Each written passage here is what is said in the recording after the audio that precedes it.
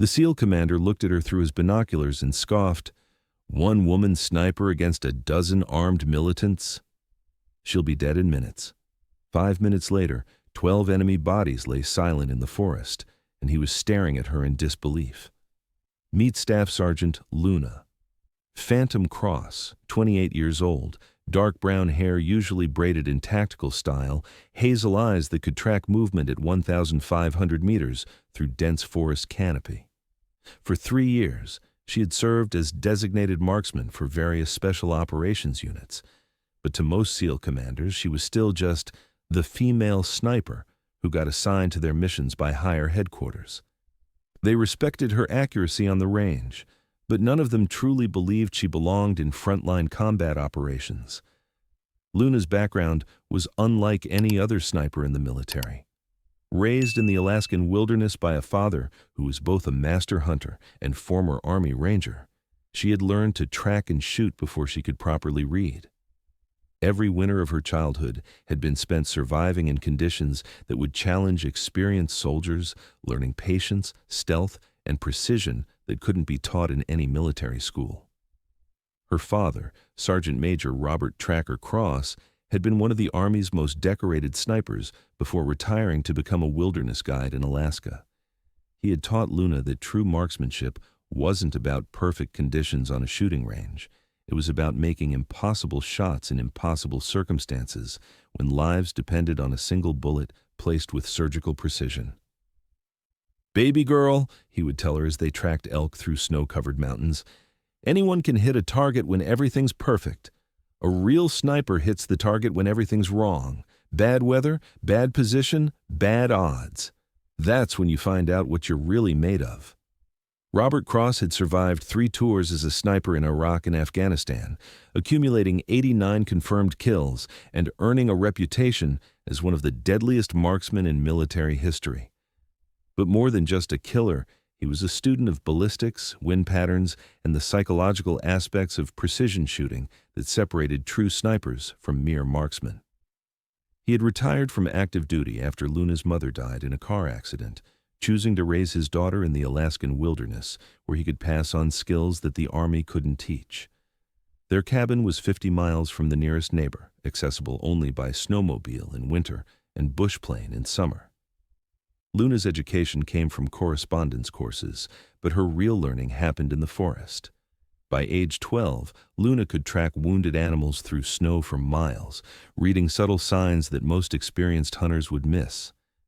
At 14, she was making consistent kills on caribou at ranges exceeding 800 meters, using rifles that her father had modified for extreme long-range shooting. At 16, she could survive alone in the wilderness for weeks, living off the land and moving through terrain without leaving traces that even experienced trackers could follow. Her father had also taught her the mental discipline required for precision shooting under stress. Hours spent motionless in hunting blinds, waiting for the perfect shot while mosquitoes swarmed and weather conditions changed constantly. The patience to track a single target for days, learning its patterns and habits before taking the one shot that mattered. "Shooting is the easy part," he would explain during their evening discussions about ethics and responsibility. "Any fool can pull a trigger. The hard part is knowing when to shoot, when not to shoot, and living with the consequences of both decisions. A sniper's greatest weapon isn't the rifle, it's the mind behind it." Luna had enlisted after graduating summa cum laude from the University of Alaska with a degree in wilderness studies and ballistics. Her military aptitude tests were off the charts, her marksmanship scores broke records, and her understanding of fieldcraft impressed veteran instructors who had been teaching snipers for decades.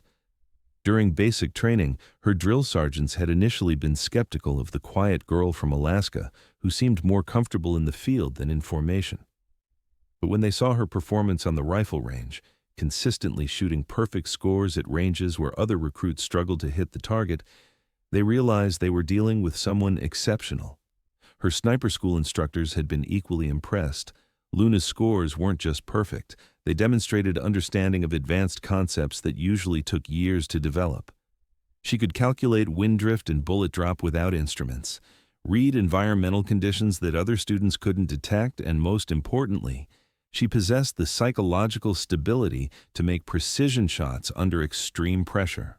But despite her exceptional qualifications, Luna faced constant skepticism from male commanders who couldn't separate her gender from her capabilities. She had been assigned to support roles, given safe missions, and constantly reminded that frontline combat was different from training exercises. The skepticism wasn't limited to her shooting skills. Male officers questioned whether she had the physical strength for extended operations, the emotional stability for combat stress, and the aggressive mindset required for special operations. They saw her quiet demeanor and professional politeness as signs of weakness rather than confidence. Luna's first deployment to Afghanistan had been with a ranger unit that treated her as an unwelcome addition forced on them by politically correct policies. Despite proving her capabilities repeatedly, she was consistently assigned to overwatch positions far from the action, given defensive rather than offensive missions, and excluded from planning sessions where her tactical input could have been valuable. Commander Marcus Steele Blake was the worst of them all. At 42 years old, with 18 years of SEAL operations and 3 Bronze Stars, he commanded SEAL Team 6 with old-school attitudes that belonged in a different era. Blake had built his reputation on aggressive tactics and overwhelming firepower, believing that special operations required physical dominance and masculine aggression that women simply couldn't provide. Cross is technically proficient, he would tell other officers when forced to work with her. But when bullets start flying and men are dying, you need someone with the psychological toughness to handle real combat. Support roles are more appropriate for female personnel. Blake's attitude wasn't unusual among special operations commanders who had built their careers in an exclusively male environment. They viewed the integration of women into combat roles as a social experiment that compromised operational effectiveness. In their minds, Luna represented everything that was wrong with modern military policies that prioritized political correctness over combat readiness. Luna endured his condescending comments and patronizing assignments in professional silence, knowing that arguing would only confirm his prejudices. But she also knew that eventually, circumstances would give her the opportunity to prove what she was truly capable of. She had spent her off-duty time studying Blake's previous operations, analyzing his tactical preferences, and identifying weaknesses in his planning methodology. Blake was an aggressive commander who preferred direct approaches and overwhelming force, but his confidence sometimes blinded him to subtle threats that required different solutions. That opportunity came during Operation Silent Thunder, a classified mission in the dense forests of eastern Afghanistan. Intelligence reports indicated that a high-value target, a terrorist leader responsible for multiple attacks on coalition forces, was meeting with local commanders in a remote compound deep in enemy territory. The intelligence package was extensive but incomplete. Satellite imagery showed the compound's layout in defensive positions, but the dense forest canopy limited visibility of surrounding areas. Electronic intercepts suggested the meeting would take place within a specific time window, but the exact number of security personnel remained uncertain. Luna had studied the intelligence more carefully than anyone else on the team, using her wilderness experience to read environmental clues that others missed. The forests surrounding the compound showed signs of recent human activity, paths that were too regular to be natural, vegetation patterns that suggested concealed positions, and defensive preparations that indicated a much larger security force than official estimates suggested. The mission parameters were straightforward: infiltrate the target area, confirm the HVT's presence, and eliminate him along with his leadership council. But the tactical situation was anything but simple. The compound was surrounded by thick forest that provided excellent concealment for defenders, and intelligence suggested at least 20 armed militants were providing security. Blake's plan was typically aggressive, a direct assault by his 8-man SEAL team, supported by Luna providing overwatch from a distant position. In his mind, she would be safely positioned far from the actual fighting, picking off any stragglers who tried to escape while the real warriors handled the dangerous work. "Cross, you'll establish overwatch here," Blake pointed to a position on the tactical map that was over 800 meters from the target compound. Stay put, stay quiet, and only engage if someone tries to run. Leave the real fighting to us. Luna studied the terrain carefully, noting elevation changes, wind patterns, and lines of sight that Blake hadn't considered. The position he had chosen was tactically sound for observing the compound, but it wouldn't allow her to provide effective support if his team encountered serious resistance. "Sir," she said carefully, "if I moved to this ridgeline here, I'd have better coverage of the entire approach route and multiple escape corridors. I could provide more effective support for the team." Blake's expression hardened. "Cross, I've been planning these operations since before you knew what a rifle was. You'll take the position I assign and follow the orders I give. This isn't a training exercise where you get to improvise." Luna nodded professionally, but privately she began planning for contingencies that Blake's aggressive confidence couldn't envision. She had studied the intelligence reports more carefully than anyone else on the team, and she had noticed patterns in enemy behavior that suggested this operation might not go as smoothly as Blake expected. The insertion went perfectly. Blake's team moved through the forest with the practiced silence of elite operators, while Luna established her position exactly where ordered. Through her scope, she could see the compound clearly, a cluster of buildings surrounded by defensive positions that looked exactly as intelligence had described. But as Luna scanned the surrounding forest, she began noticing details that the preliminary reconnaissance had missed. Enemy positions that were too well concealed to be seen from satellite imagery. Movement patterns that suggested a much larger security force than intelligence estimates. Most importantly, defensive preparations that indicated the enemy might be expecting company. Her scope revealed camouflaged fighting positions that had been expertly constructed to blend with natural terrain. Radio antennas disguised as dead branches, weapon caches hidden beneath false vegetation. The defensive preparations were too sophisticated for a routine security detail. This was a carefully planned defensive network designed to destroy any assault force. "Phantom, this is Steele," Blake's voice crackled through her earpiece. "We're beginning our approach. Maintain overwatch and report any movement." Luna tracked Blake's team through her scope as they moved toward the compound. 8 SEAL operators advancing in perfect formation, confident in their training and firepower. But through her magnified optics, she could also see what they couldn't. Enemy fighters positioning themselves for an ambush that would trap the entire SEAL team in a crossfire. "Steele, this is Phantom. I'm seeing movement in the tree line approximately 50 meters north of your position. Multiple fighters taking defensive positions." "Phantom, maintain radio discipline. We don't see any immediate threats. Continue overwatch." Luna bit back her frustration. Blake's team was walking into a carefully prepared ambush, but his confidence in his own tactical assessment was preventing him from recognizing the danger. She could see at least 12 enemy fighters maneuvering to surround the SEAL team, but from Blake's ground-level perspective, they remained invisible. The ambush was triggered when Blake's team was exactly where the enemy wanted them, caught in open ground between the compound and the forest, with no immediate cover and limited escape routes. The forest erupted with automatic weapons fire from multiple directions, muzzle flashes lighting up concealed positions that had been invisible until that moment. "Contact! Contact!" Blake's voice carried panic and disbelief. "We're taking fire from multiple positions. Where did they come from?" Luna could see the entire tactical situation through her scope.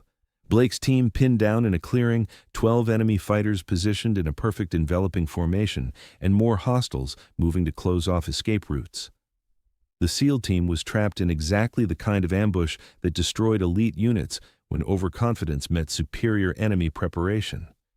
"Steele, this is Phantom. I have visual on 12 enemy positions. I can eliminate the threat, but I need to relocate to effective firing position." "Negative, Phantom. Maintain your position and wait for instructions." But Luna was already moving. Blake's tactical stubbornness was going to get his entire team killed, and she wasn't going to watch 8 American warriors die because of his prejudices and pride. She had trained her entire life for exactly this moment, when conventional tactics failed and unconventional solutions were the only option.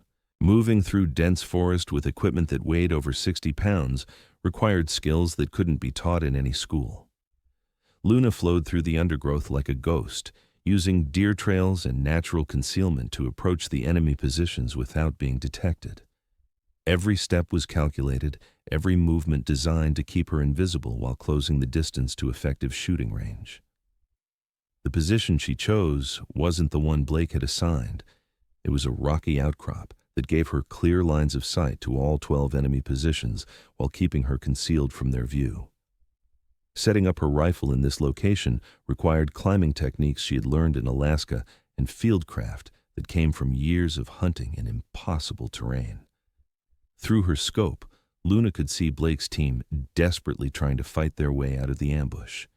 They were professional soldiers using good tactics, but they were outnumbered and outmaneuvered by enemies who had chosen the battlefield and set the terms of engagement.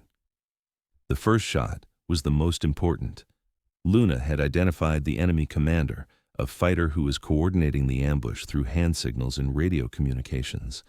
Eliminating him would disrupt their command structure and create the confusion she needed to systematically destroy the rest of the force. Distance, 547 meters.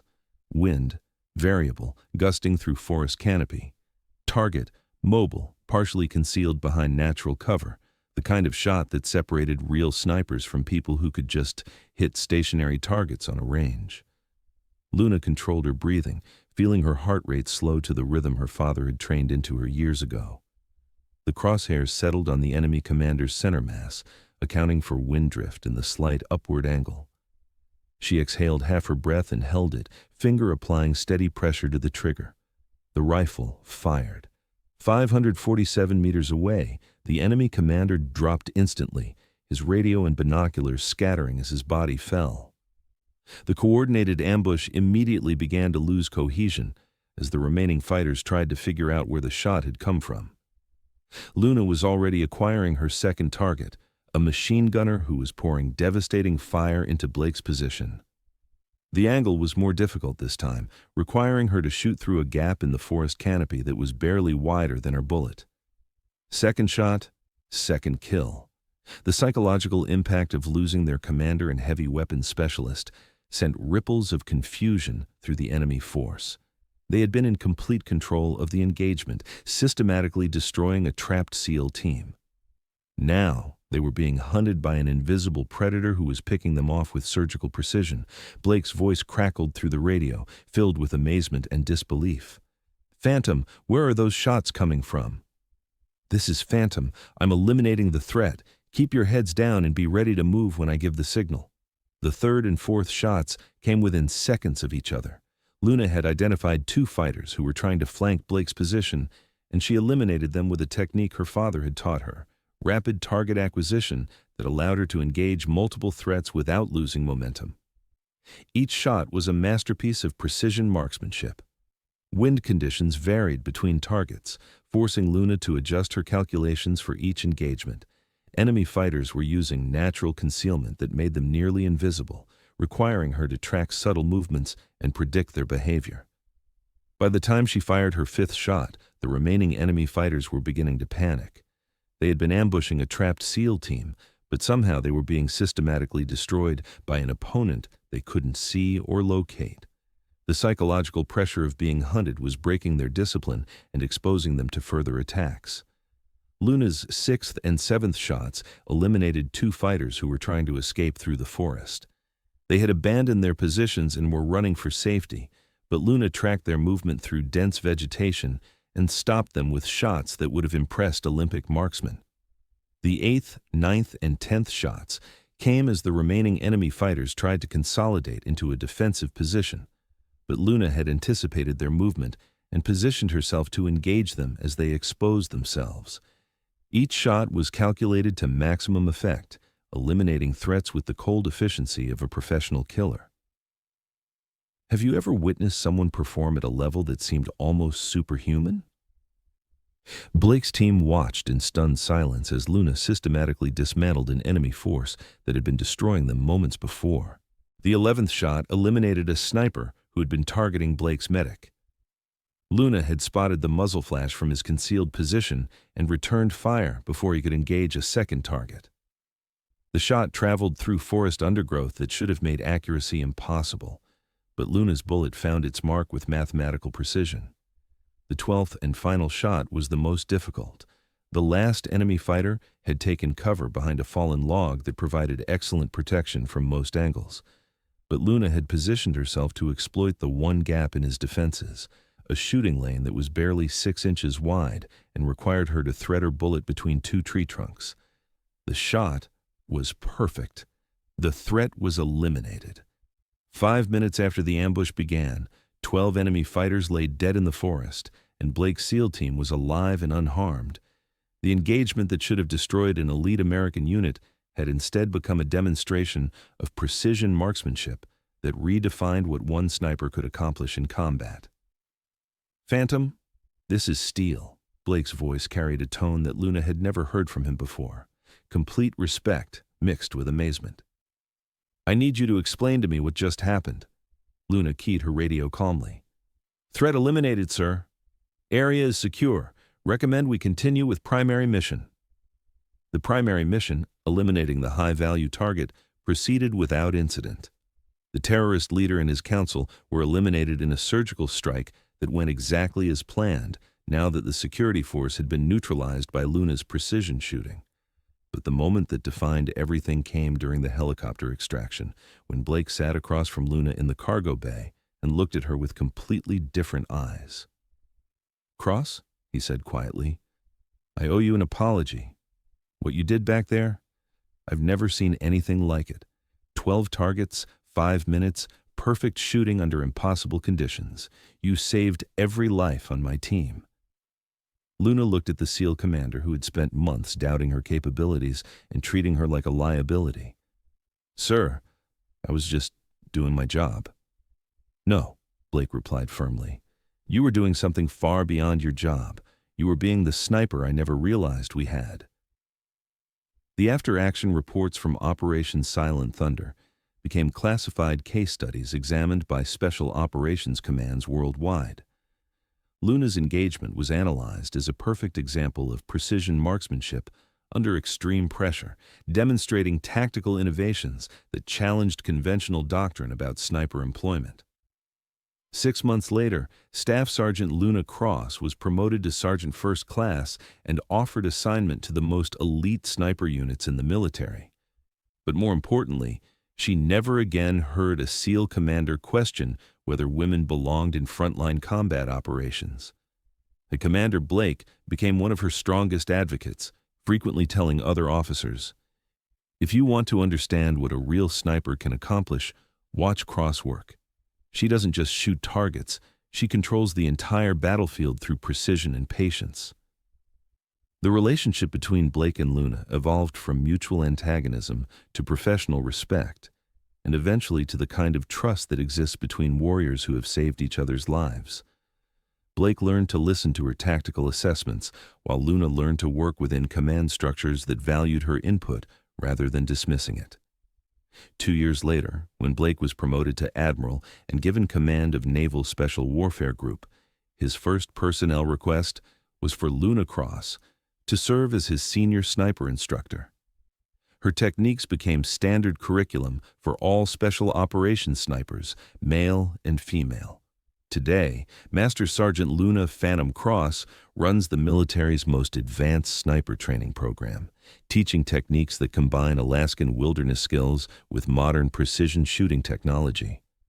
Her students learn not just marksmanship, but the patience, fieldcraft, and tactical thinking that turn good shooters into legendary snipers. Have you ever been underestimated so completely that people couldn't see your true capabilities until circumstances forced them to?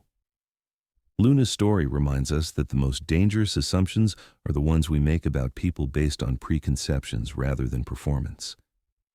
The SEAL commander who dismissed her as just the female sniper learned that gender was irrelevant when bullets were flying and lives were on the line. What mattered was precision, patience, and the willingness to take responsibility for outcomes that others couldn't achieve. If you believe that true capability reveals itself when everything is on the line, Share this story.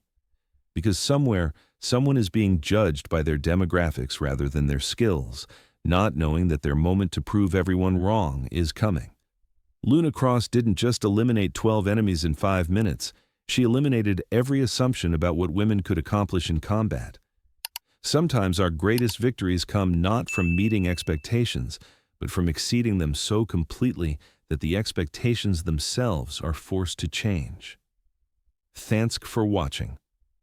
If you liked this video, you can subscribe to see more incredible stories like this one.